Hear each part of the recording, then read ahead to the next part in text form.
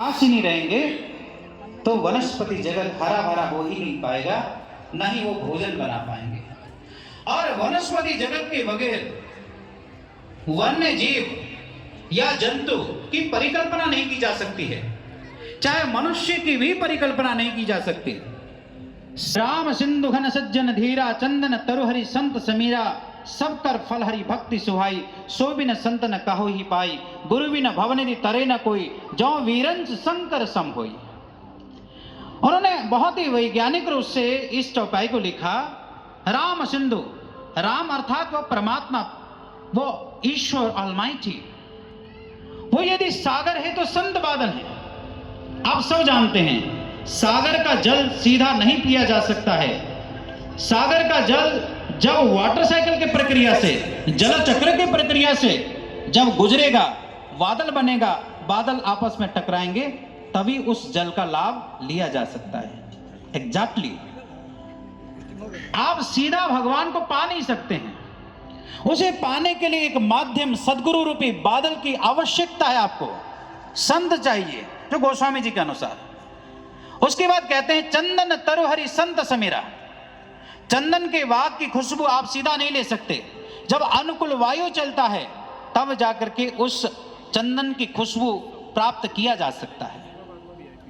सब कर फल हरि भक्ति सुहाई सो बिन संत न कहो ही पाई। जो भी पाठ पूजा व्रत उपवास आप करते हैं, इसका फल भी संत ही देते हैं, संत के बगैर नहीं प्राप्त किया जा सकता है। गुरु बिन भवनिधि तरे न कोई जो वीरंच शंकर सम होई। माला मंत्र जप तप इत्यादि कर आप शंकर जैसी, विष्णु जैसी शक्तियां हासिल कर सकते हैं, परंतु जब तक गुरु नहीं मिलते हैं भवसागर से पार नहीं हुआ जा सकता है। ऐसा शास्त्र कहते हैं, ऐसा ग्रंथ कहते हैं। इसलिए गुरु की आवश्यकता है। परंतु कैसा गुरु, किस गुरु के शरणागति को प्राप्त होना चाहिए, किस गुरु के शरण में जाकर के भक्ति मिलती है हमें, तो फिर शास्त्रों के माध्यम से आप समझ सकते हैं इसको। भगवान कृष्ण कहते हैं तद्विद्धि प्रणिपातेन परिप्रश्नेन सेवया उपदिच्छिन्ते ज्ञानम ज्ञानिनस्ततो दर्शिना। हे पार्थ, ऐसे सद्गुरु के शरण में जाओ, साष्टांग दंडवत प्रणाम करो। वे संत तुम्हें उपदेश करेंगे, केवल उपदेश ही नहीं, तत्व दर्शनम, तत्व रूप से दर्शन भी करवा देंगे, भगवान का प्रकाश रूप का दर्शन भी करवा देंगे। ये श्रीमद्भागवत गीता का दर्शन है। इसलिए हमारे भारतीय सनातन संस्कृति में भगवान की पूजा होती है। हमारे यहाँ भगवान विष्णु जी की पूजा होती है। आप भगवान विष्णु के स्वरूप से समझ सकते हैं। भगवान विष्णु जी के 4 हाथ हैं और उन 4 हाथों में 4 आयुध हैं, शंख चक्र गदा और पद्म। ये चारों हाथों में चारों आयुध सांकेतिक हैं, सिंबॉलिक हैं। भगवान विष्णु जी के एक हाथ में सुदर्शन चक्र का होना, भगवान शिव के मस्तक पर वक्र चंद्रमा का होना, ये प्रतीक है ईश्वर प्रकाश है, ईश्वर ज्योत रूप में आपके भीतर हैं और दिव्य नेत्र के द्वारा उसे देखा जा सकता है, उसे जाना जा सकता है। ये सिंबॉलिक है। भगवान विष्णु जी के एक हाथ में शंख है और भगवान शिव के एक हाथ में डमरू है, मां सरस्वती के एक हाथ में बीड़ा है। ये क्या है? ये प्रतीक है अनहद नाद का, जो बगैर बजाए आपके भीतर बज रहा है, जिसे इनर म्यूजिक कहा जाता है, अनहद नाद कहा जाता है। वो भी गुरु आपको प्रदान करते हैं। भगवान विष्णु जी के एक हाथ में गदा है और भगवान शिव के हाथ में त्रिशूल है। ये प्रतीक है ईश्वर के नाम का। जो ईश्वर का नाम किसी शब्द में नहीं आता, किसी बोलने में नहीं आता, किसी लिखने में नहीं आता। वह नाम आपके श्वासों में है, जो किसी शब्दों में नहीं आएगा, ना जपा जाता है, ना उच्चारण किया जाता है। वह नाम गुरु आपके श्वासों में प्रकट करते हैं। भगवान विष्णु जी के एक हाथ में कमल का पुष्प, भगवान शिव के जटाओं से गंगा का निकलना, ये प्रतीक है उस अमृत का।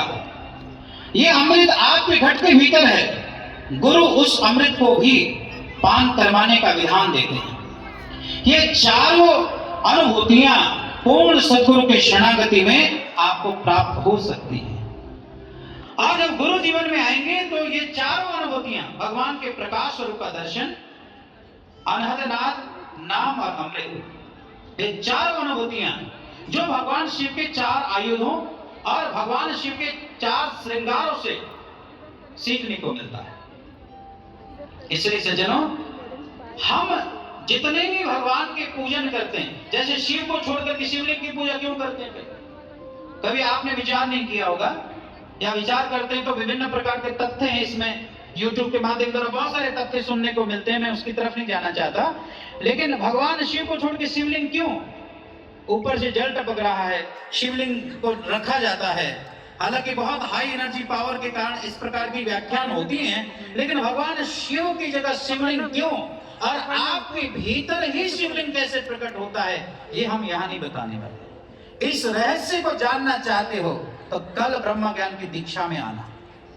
और जिनको कल नहीं मिल पाएगा, क्योंकि कल परसों रविवार है 24 को, तो जिनको भी रविवार के लिए कंफर्टेबल है, उनको रविवार को भी ज्ञान दीक्षा मिलेगा आश्रम में। कल भी मिलेगा और परसों में मिलेगा, 2 सेशन और हैं। जिनको रविवार की छुट्टी मिलेगी, ऐसा शिवलिंग का रहस्य, इन चारों चीजों का रहस्य यदि आप प्राप्त करना चाहते हैं, तो फिर आप निश्चित ही कल और परसों, जिनको कल लेना है कल सुबह 8 बजे, जिनको परसों लेना परसों माने सुबह 8 बजे। इसके लिए एक ही शर्त है, फल फूल प्रदक्षिणा लेकर के आना, नहा धोकर के आना, 3 साढ़े 3 घंटे का समय लेकर के आना। आज भी 54 लोगों को दीक्षा मिली आश्रम में, और सबने विभिन्न प्रकार की अनुभूतियां की, जबरदस्त अनुभूतियां की। अंतर में दर्शन होते हैं, क्योंकि ये पावन पुनीत मंच आपको डंक के चोट पर ये कहता है, और यहाँ भरे मंच में नहीं, पूरी दुनिया में ये बात बोली जाती है। दिव्य ज्योति के मन से आपको सुनने को मिलेगा, भगवान को मानो नहीं, भगवान को जानो, भगवान की बातें मत सुनो, भगवान को देख लो, तभी जीवन में कल्याण है। और ये कार्य श्री आशुतोष महाराज जी कर रहे हैं, और उन्हीं के द्वारा ये दीक्षा मिलती है। आज श्री गुरु महाराज जी एक ऐसे महान गुरु, जिनकी महिमा यदि हम गाने बैठे तो भागवत के सप्ताह कम पड़ जाएंगे, महीनों महीनों लग जाएंगे, कितनी सारी किताबें लिखी जाएंगी और लिखी भी जा चुकी हैं। आप जैसे पुराणों को पढ़ते हैं, ऐसे ही एक बहुत बड़ी कथा करनी पड़ेगी महाराज जी के विषय में, फिर भी पूरी नहीं होगी। मैं जाते जाते एक घटना जरूर बताना चाहता हूँ। यहाँ बहुत सारे गुरु भाई गुरु बहने भी हैं। हमारे गुरु महाराज जी क्या हैं आखिर? वो भगवान का दर्शन तो कराते ही हैं, ब्रह्म ज्ञान देते ही हैं। इतना ही नहीं, जिन्हें वो शिष्य बनाते हैं, उन शिष्यों की भावनाओं का रक्षण और सभी भक्तों का रक्षा भी करते हैं वो। मैं घटना मुझे स्मरण हो रहा है, बहुत समय पूर्व 90 के दशक की बात है, एक न्यूज फ्लैश हुआ था।